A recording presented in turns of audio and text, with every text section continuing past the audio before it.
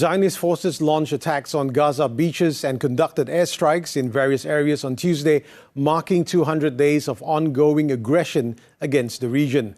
According to local reports, Zionist gunboats targeted the beaches of Al-Zawaidah, Deir al-Balah, and Al-Nusairat in the central Gaza Strip, while airstrikes hit Al-Tanani Street in Gaza City. Northern Gaza and Khan Yunis also experienced intense airstrikes by the Zionist warplanes.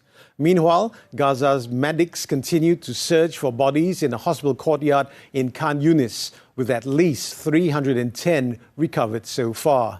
According to Gaza's health ministry, in addition to 75,000 tons of explosive dropped on the enclave, the regime has committed 3,025 massacres, leaving 41,183 Palestinians dead or missing and injured 77,143.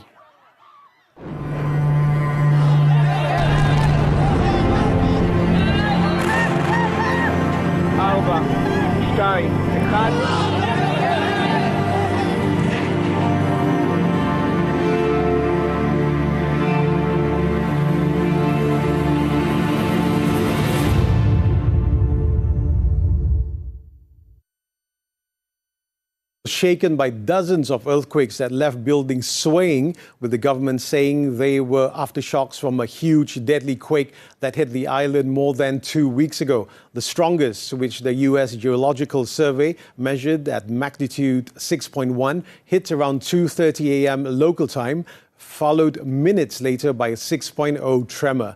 Taipei's Central Weather Administration put them at 6.0 and 6.3 respectively. According to authorities, the series of quakes started on Monday at around 5 p.m. local time, originating from Hualien on the central east coast of Taiwan.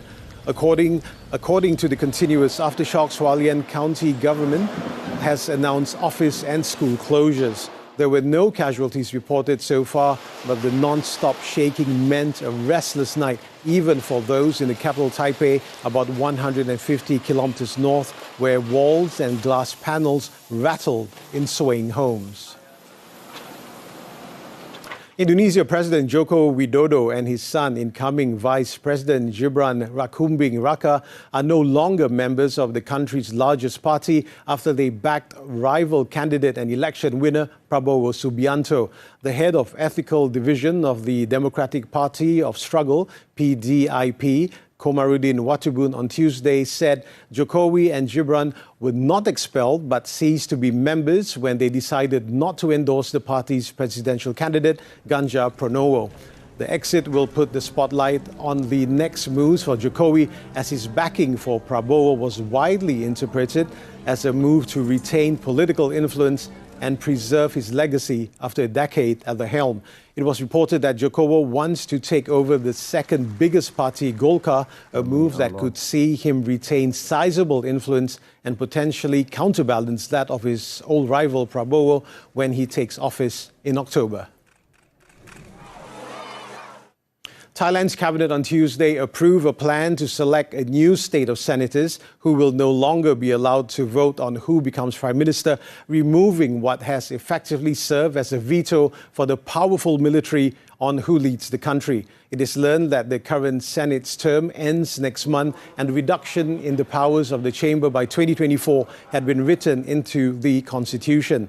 The 200 new senators will now be selected via a complex process that involves groups of professionals from different sectors, but those chosen will have no say in deciding who forms a government. Those groups will again vote to decide the 200 new senators, but ordinary constituents will have no say in the process, unlike parliamentary elections. The new upper house, to be formed by July, will be able to scrutinize laws and appoint members of independent organizations, but the elected lower house will have the final say on legislation.